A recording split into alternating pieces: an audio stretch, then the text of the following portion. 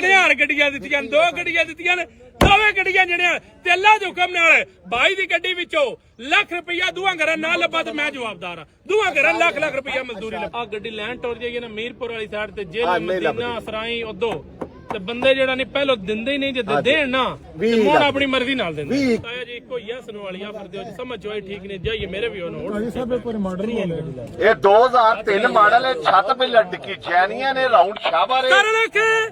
ਵੀ ਦੀ ਗੱਡੀ ਆਈ हो जाएगी लो जी बोलो तो पहले ਜਨਾਨੇ ਬੰਦਾ ਇਮਾਨਦਾਰੀ ਦੀ ਗੱਲ ਭਾਈ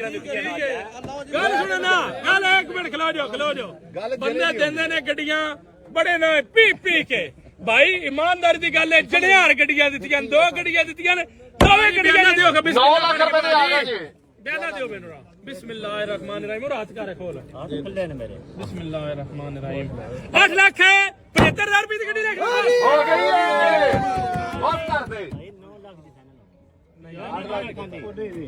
ਮੇਰੀ ਗੱਲ ਸੁਣ ਉਹ ਪੁਰਾਣੇ ਬੋਲੇ ਹੀ ਨਹੀਂ 60-65000 ਤੋਂ ਮੈਂ ਉਹਨਾਂ ਨੂੰ 15000 ਰੁਪਏ ਨਵੇਂ ਦੀ ਗੱਡੀ ਹੋ ਜੇ ਜੀ ਨਵੇਂ ਦੀ ਨਹੀਂ ਮੇਰੀ ਸੁਣ ਨਾ ਭਾਈ ਹੁਣ ਮੈਂ ਕਹਾ ਦਾ ਐਸਾ ਆ ਜੇਬ ਚ ਪਾ ਇਹ ਸੁੱਤੇ ਨਹੀਂ ਹੋਣੀ ਤੇ ਜੇਬ ਚ ਪਾ ਛੱਡ ਦੇ ਇਹਨਾਂ ਦੀ ਹੋਣੀ ਅੰਦਰਾਂ ਦੀ ਗੱਡੀ ਹੋਣੀ ਅੱਸੀਆਂ ਦੀ ਕੱਟ ओ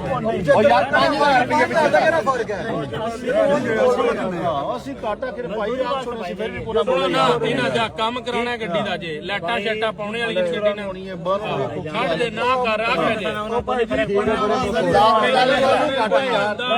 ਕਮਾਈ ਕਰਨਾ ਦਾ ਜਿਵੇਂ ਘਾਟਾ ਨਹੀਂ ਯਾਰ ਮੈਂ ਨਾ ਕਰ 5000 ਰੁਪਏ ਵਾਸਤੇ ਤੂੰ ਗੱਡੀ ਨੇ ਪੇਪਰਾਂ ਨੇ ਦਿੰਦਾ ਇਤਨੀ ਦੂਰੋਂ ਆਏ ਨੇ ਮੇਰੇ ਸਾਹਮਣੇ ਪਤਾ ਹੈ ਫਿਰ ਵੀ ਅਸੀਂ ਕੋਲ ਭਾਈ ਇਹ ਤਾਂ ਕਮਿਸ਼ਨ ਵੀ ਪਾਣੀ ਤੇ ਵੀ ਪਾਣੀ ਤੇ ਯਾਰ ਫਿਰ ਵੀ 40 ਚਲੋ ਮੋੜੇ 50000 ਬਚਦੇ ਹੀ ਨੂੰ ਪਈ ਚੱਲ 50 ਬਈਆ ਗੱਡੀ ਲੈ ਨਹੀਂ ਨਹੀਂ ਇਹ ਬਾਈ ਸਾਹਿਬ ਜਿਹੜੀ ਗੱਲ ਆਪ ਤੋੜੀ ਹੈ ਦੋਵੇਂ ਮੇਰੇ ਨਾਲ ਜਿੰਨੇ ਦਿਲ ਚ ਲਾ ਲੋ ਪੈਸੇ ਇਹ ਇੰਜਣ ਦੀ ਵਜ੍ਹਾ ਤੋਂ ਮਸਲਾ ਬਣਾ ਬੋਸ ਨਹੀਂ ਨਾ ਇੱਕ ਫਤਵਾ ਦੇਈਦਾ ਜਿਹੜਾ ਜਾਇਜ਼ ਹੋਵੇ ਮਕੈਨਿਕਲ ਲੈ ਚਲੋ ਸਰ ਜੇ ਇੰਜਣ ਡੋਨ ਹੋਵੇ ਮਕੈਨਿਕ ਮੇਰੇ ਤੋਂ ਵੱਡਾ ਕੋਈ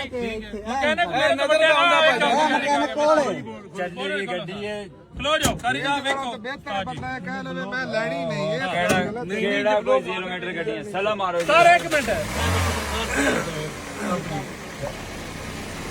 ਕੀ ਹੋਏ ਗੁਰਾਰੇ ਮੰਗੇ ਖਲੋ ਜਾਓ ਇਹ ਤਾਂ 3 ਜਗ੍ਹਾ ਮਾਰਨੇ ਗੱਡੀ ਆਜੋ ਤਾਂ ਹੋਰ ਗੱਡੀ ਨੂੰ ਸਲਾ ਮਾਰੋ ਵੀ ਇਹ ਤਾਂ ਗੱਡੀ ਵੀ ਤੇਜ਼ ਜਗ੍ਹਾ ਮਾਰਨੀ ਗੱਡੀ ਨੂੰ ਸਲਾ ਮਾਰੋ ਵੀ ਅੰਜੀ ਤੇਲ ਮਾਰੇਗੀ ਜਾ ਕੇ ਸਾਰਾ ਭਾਈ ਬਾਹਰ ਸਾਰਾ ਗੱਡੀ ਨਾ ਪਸੰਦ ਹੋਵੇ ਛੱਡ ਦਿਓ ਗੱਡੀ ਦਾ ਇੰਜਣ ਸਾਹਮਣੇ ਕਾਰ ਗੱਡੀ ਦਾ ਇੰਜਣ ਭਾਈ ਫਿਰ ਸਾਹਮਣੇ ਮੈਂ ਅੱਲਾ ਦਾ ਸ਼ੁਕਰ ਹੈ ਕਿਸੇ ਹੋਰ ਗੱਡੀ ਨੂੰ ਵੀ ਸਲਾ ਮਾਰੋ ਵੀ ਅੰਜੀ ਤੇਲ ਮਾਰੇਗੀ ਛੱਡ ਕੇ ਬਾਹਰ ਚਲੋ ਜਿਹੜਾ ਬੰਦਾ 5000 ਵਾਸਤੇ ਗੱਡੀ ਦੀ ਛੇੜ ਪਾਉਂਦਾ ਵੇ ਉਹਨੂੰ ਇੰਜਣ ਕਿਵੇਂ ਪਸੰਦ ਹੋਣਾ ਮੈਨੂੰ ਤਾਂ ਗੱਡੀ ਉਹਦੇ ਕੋਲ ਪੈਸੇ ਨਹੀਂ ਖਿਲਾ ਦਿਓ ਗੱਡੀ ਦੀ ਲੈਣੀ ਗੱਡੀ ਨਹੀਂ ਦੇਣੀ ਲੈਣੀ ਸ਼ੀਕੋ ਨਹੀਂ ਡਰ ਖੈਰ ਮੈਂ ਮਾਰ ਦੂਰ ਪਤਾ ਨਹੀਂ ਕਿਉਂ ਰਹਿੰਦੇ ਹੋ ਮੈਂ ਜਿੰਨਾ ਪਿਆਰ ਕਰਨਾ ਤੁਸੀਂ ਮੇਰੇ ਤੋਂ ਦੂਰ ਰਹਿੰਦੇ ਹੋ ਬਿਆਨਾ ਰੱਬ ਮਿੰਦੇ ਹੋ ਆ ਇਹ ਬਿਆਨਾ ਇਹਨਾਂ ਦਾ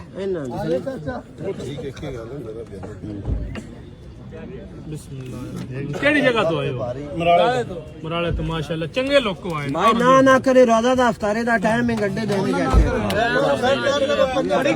ਆ 1,60,000 ਰੁਪਏ ਦੀ ਗੱਡੀ ਲੈ ਖੜੋ ਬਸ हो गई जी अदे छाड़ होने बेटा गड्डी का रेट पूरा हो